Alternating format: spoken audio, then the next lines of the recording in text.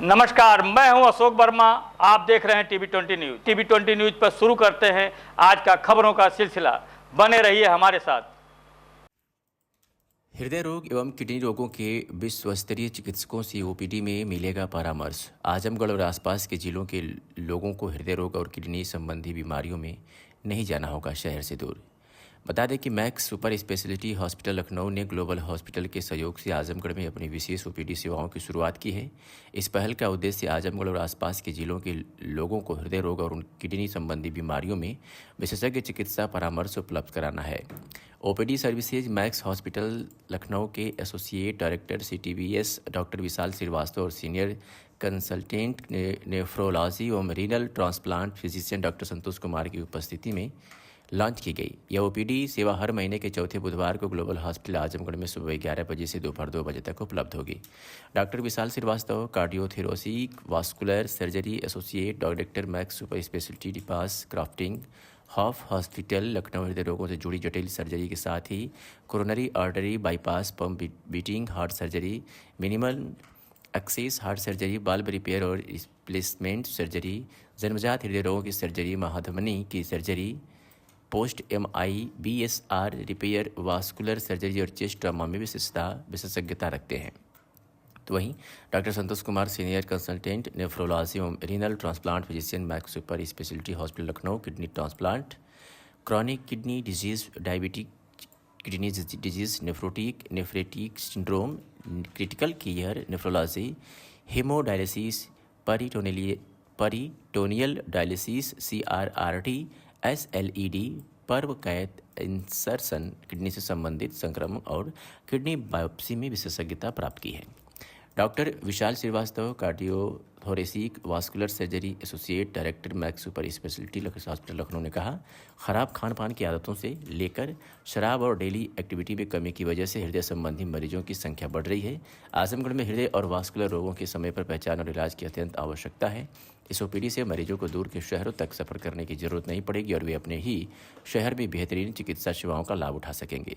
Doctor Santosh Kumar senior consultant nephrology एवं renal transplant physician Max Super Speciality hospital Lucknow ने कहा, kidney रोग तेजी से बढ़ रहे हैं।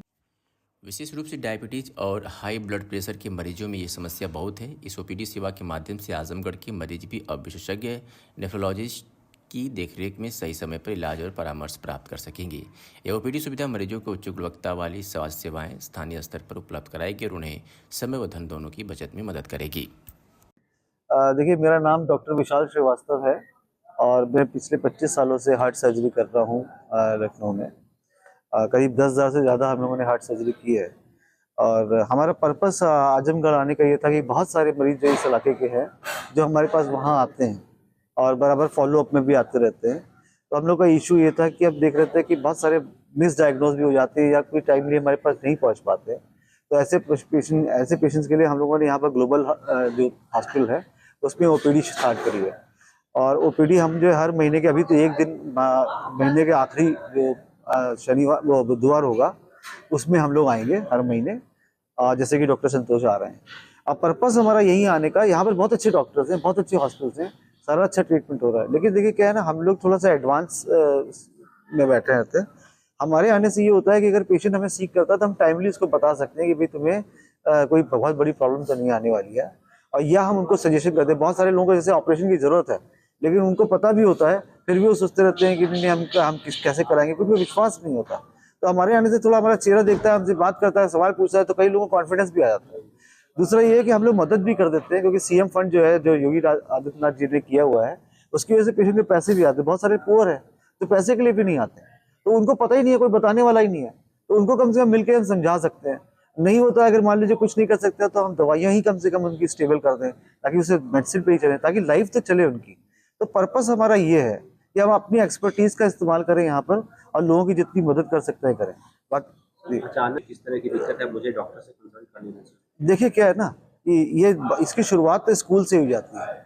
बचपन में जैसे आप अपने स्कूल में हैं, आप देखते हैं सारे बच्चे घूम घाम रहे हैं, खेल रहे हैं, और आपको लगता है हम नहीं कर पा रहे, तो वो पहला वार्निंग साइन होता है।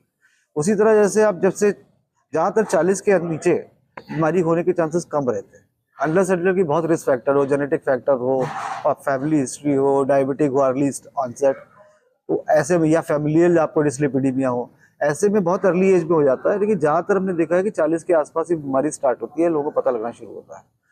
तो हमें ये लगे ना, उसके बाद हमें ध्यान रखना शुरू किया। हमें एक तो अपना लाइफस्टाइल ठीक रखना चाहिए भाई, सुबह जल्दी उठ के वॉक करने जाएं, अपना ब्लड शुगर कंट्रोल रखना चाहिए, ब्लड प्रेशर अपना कंट्रोल रखना चाहिए, ठीक है। और इसके अलावा खान पान ठीक रखना चाहिए और टेंशन नहीं लेनी चाहिए। ये जो टेंशन है ना, ये सबसे बड़ी चीज़ है, जड़ है। तो टेंशन हमें कम रखनी चाहिए और प्रॉपर स्लीप होनी चाहिए हमारी भाई, 5-6 घंटा, 7 घंटा, 8 घंटा स्लीप होनी चाहिए। तो अपने लाइफस्टाइल को आप ठीक रखेंगे, और अगर आप नहीं कर पा रहे हैं तो हम आपकी मदद करने को तैयार है। तो उसके लिए हमको कंसल्ट करना पड़ेगा।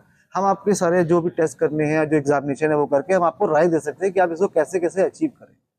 तो मेरा कहना ये है कि जिसको भी लग रहा है कि जैसे वो पहले रह रहा था और आज वैसा नहीं है, जैसे मैं कल 2 सीढ़ियाँ चढ़ जाता था घर की, आज चढ़ने में मुझे सांस फूल रही है, साइन, पहला साइन।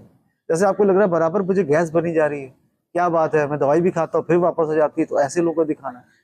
या जो है आपको लग रहा है कि मैं पहले दौड़ता था अच्छे सर, अब मैं नहीं कर पा रहा, या मुझे अचानक बीच बीच पे चेस्ट पेन हो रहा है ना, मैं कोई काम नहीं कर पा रहा हूँ, ये साइंस है। लेकिन ये लेट साइंस है। अर्ली साइंस में ये होता है कि आप अपने आप को पहले से इवेलुएट कर ले, ठीक है ना, कि कोई फैमिली हिस्ट्री है या अगर रिस्क फैक्टर है आपको, तो आप पहले ही सीख कर लीजिए डॉक्टर से। तो कम से कम आपको वो एडवाइस कर देगा कि भाई आप इस बीमारी को ना बढ़ने दिया जाए।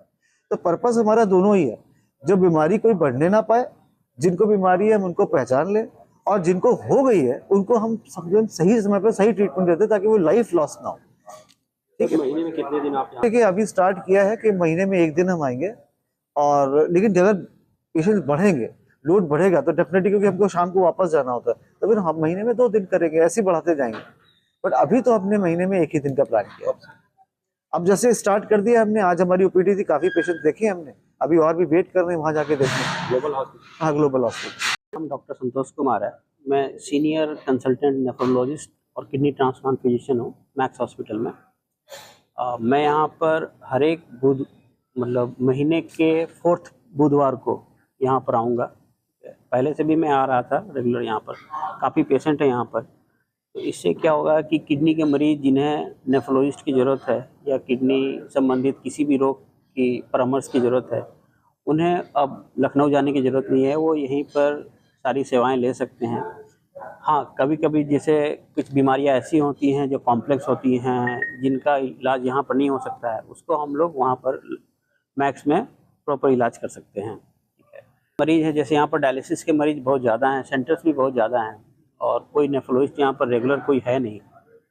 तो इसी ख्याल से मैं यहाँ पर आ रहा हूँ कि नेफ्रोलॉजी की सब सुविधाएँ सबको यहाँ पर मिल पाएँ। किडनी संबंधित रोग जैसे हम लोग देख रहे हैं कि काफ़ी बढ़ती जा रही हैं, और डायलिसिस मरीजों की संख्या भी काफ़ी हद तक बढ़ गई है। तो उनका प्रॉपर इलाज हो सके, ऑन डायलिसिस अगर कोई डायलिसिस पर हैं तो वो अपना ख्याल कैसे रखें, वो अपना रेगुलर क्या क्या चेक कराएं कि वो फिजिकली फिट रहें और डायलिसिस को अच्छे ढंग से करा पाएँ।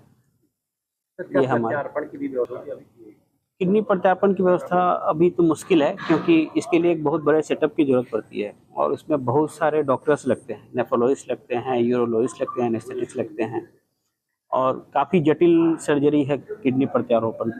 और दूसरा है कि लीगल इश्यूज़ भी हैं। किडनी प्रत्यारोपण सब जगह हो नहीं सकती है, आपको लाइसेंस ज़रूरत पड़ता है जो गवर्नमेंट दियाता है। गवर्नमेंट का भी इंस्पेक्शन होता है कि ये हॉस्पिटल सब सुविधाओं से युक्त हैं कि नहीं है। इनमें अगर किडनी ट्रांसप्लांट होती है तो उसके चलते अगर कुछ कॉम्प्लिकेशन होता है, उसको टैकल किया जा सकता है, नहीं आ सकता है। बहुत सारे टेस्ट जो हैं किडनी ट्रांसप्लांट के लिए, कुछ स्पेशल टेस्ट हैं, वो उस हॉस्पिटल में हो रही कि नहीं हो रही है, ये सारी एक बड़े सेटअप में ही हो सकती है। तो किडनी ट्रांसप्लांट के जैसे यहाँ पर 1-2 फॉलोअप में पेशेंट रहते हैं, यहाँ के ट्रांसप्लांट पेशेंट, और अगर कोई ट्रांसप्लांट कराना चाहे तो हम लोग लखनऊ में उनका इलाज की व्यवस्था कर सकते हैं, उनके इलाज की। अवेयरनेस के पर्पज बीमारियों से दूर रहने के लिए जो 5-6 पॉइंट जो अक्सर मैं कहता आया हूँ, उस पर ध्यान दें। जैसे अपने आप को फिट रखें, अपने वज़न को नियंत्रण में रखें। दूसरा है कि हेल्दी खाएं, फिट रहें और हेल्दी खाएं। थर्ड है कि कोई भी ऐसी चीज़ जैसे स्मोकिंग, तंबाकू, गुटखा, ये सब को अवॉइड करें। ठीक है। नेक्स्ट है कि जो कॉमन है डायबिटीज़ जो आजकल किडनी डिजीज़ का मुख्य कारण है, अगर आपको है तो उसको कंट्रोल करें, अगर नहीं है तो 40 साल के बाद रेगुलर चेकअप कराते रहें कि अगर डायबिटीज़ पहले से ही पता चले तो हो सकता है बिना दवाइयों के ही आप उसको कंट्रोल कर पाएँ, क्योंकि जैसे आपको पता है कि शुगर गड़बड़ हो रहा है और मेरा वजन ज़्यादा है, तो आप केवल वजन कम करके ही शुगर को कंट्रोल कर सकते हैं, ज़रूरी नहीं है कि उसके लिए दवा खाएं। तो अर्ली डिटेक्शन ऑफ डायबिटीज़ और कंट्रोल ऑफ डायबिटीज़ इम्पॉर्टेंट है। नेक्स्ट है कि अगर आपको ब्लड प्रेशर है तो बीपी को कंट्रोल रखें। ये नहीं कि मेरा 170 180 बीपी है, मुझे कोई प्रॉब्लम नहीं है लेकिन मेरा इतना ही रहता है, ये धारणा को हटाना है, बीपी को कम रखना है। बीपी को कम रखने के लिए दो ऑप्शन है, या तो आप लाइफस्टाइल मॉडिफिकेशन करें, नमक कम खाएं, वजन को कंट्रोल करें, एक्सरसाइज करें, इससे भी बीपी कम हो जाएगा। हो सकता है दवाएं की ज़रूरत नहीं पड़े। अगर इसके बाद भी अगर 2-3 महीने कर रहे हैं, इसके बाद भी ज़रूरत नहीं पड़ रही है, तो बीपी की दवा खाएं और अपने जो ब्लड प्रेशर को ऊपर वाले को कम से कम 125 के नीचे रखें, नीचे वाले को 80 के नीचे रखें, तो इसका मतलब कि आपका बीपी अच्छा कंट्रोल है। अगला कारण over the counter use of drug. Over the counter मतलब कि आपको कुछ भी हुआ, शरीर दर्द किया, कोई भी प्रॉब्लम हुआ, आप चले गए बिना डॉक्टर के प्रिस्क्रिप्शन को दवा ले लें, उसमें से कुछ ऐसी दवाएं ले ली हैं जिसके कारण आपकी किडनी खराब हो गई हो, उसको अवॉइड करना है। तो जनरली पेन किलर्स होते हैं मोस्टली, और कुछ ऐसे एंटीबायोटिक भी होते हैं जिसको खाने से किडनी खराब हो सकती है, तो वो बिना डॉक्टरी सलाह के नहीं खाएं। हाई डोज एंटीबायोटिक सब काफी डिपेंड करता है कि